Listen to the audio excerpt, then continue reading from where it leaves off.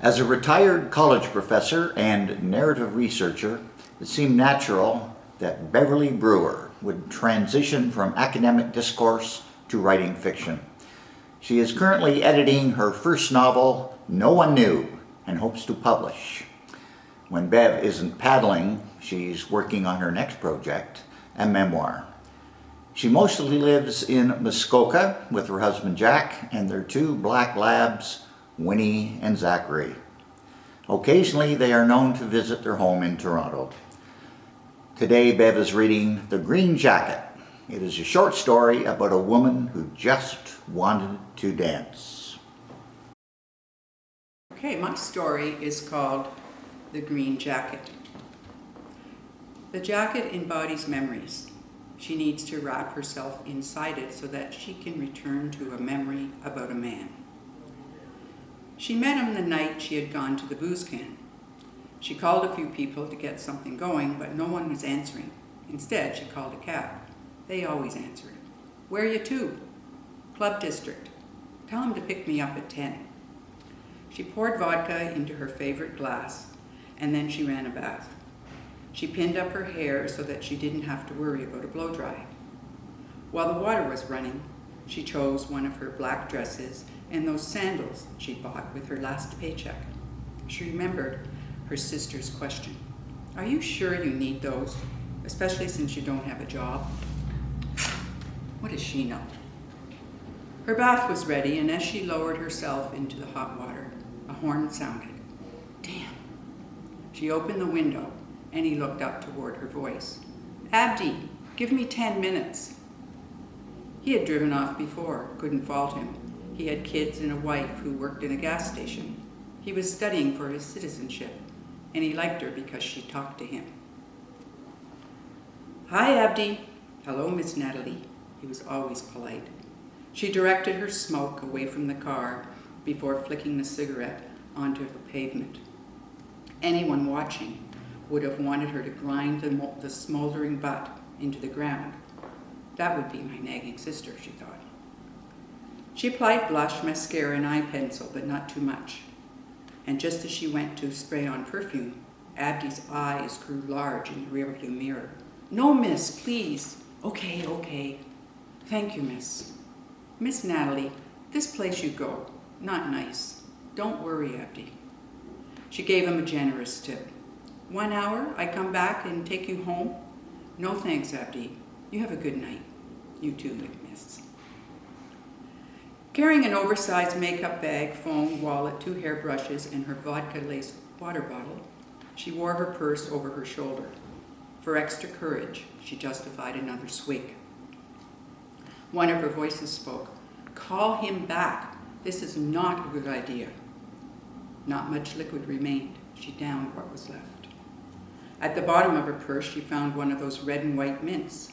She tossed the wrapper into the wind and the candy into her mouth. First time? Asked the bouncer. She nodded. We search purses. Wearing gloves, he pawed through her bag. He held the empty water bottle up to the light. I have to pat you down. As his hands roamed, she told herself not to shake. The warehouse was cavernous. A painted dance floor was in the center and chrome tables and chairs lined the walls. At the bar, she handed her credit card to the bartender. A double vodka, splash of soda, soft on the ice. Any particular vodka? House.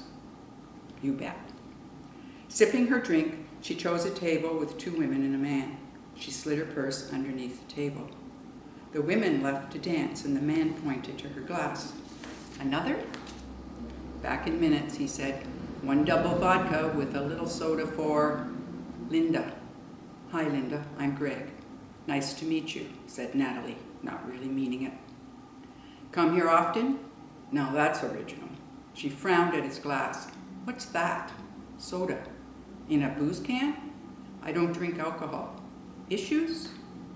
You could say that. Hey, feel like dancing? The vodka had done its magic. Closing her eyes, Natalie floated with the music until his hands were on her hips. What? He asked. I just wanted to dance. We are. She tried not to shake. Issues? He asked. Back at the table, Natalie reached for her purse. It was gone. Trying not to panic, she approached the bartender. Did someone hand in a purse? That never happens. Better pour me a quadruple. As she drank, the bartender returned. Hey, sorry about your purse. Thanks. But I've got more bad news. What now? Your card won't go through. No way. And you've had enough to drink. When she stood, her head began to spin. Maybe Abdi will be waiting for me to take me home. But Abdi wasn't there. Asshole, she muttered. I'll walk home. Unconvinced about how to do that, Natalie stood on the sidewalk looking like a waif. Hey, you over there. She didn't respond. He called out again. Over here. She spotted him in the shadows. It's okay, he said. Anything to drink over there, she asked. Could have. Who wants to know? Natalie didn't want to give him her real name. She thought to use the name she used earlier. Lil? Linda? Lane. My name is Lane. He laughed. Two can play that game. My name is Street. She heard herself laugh.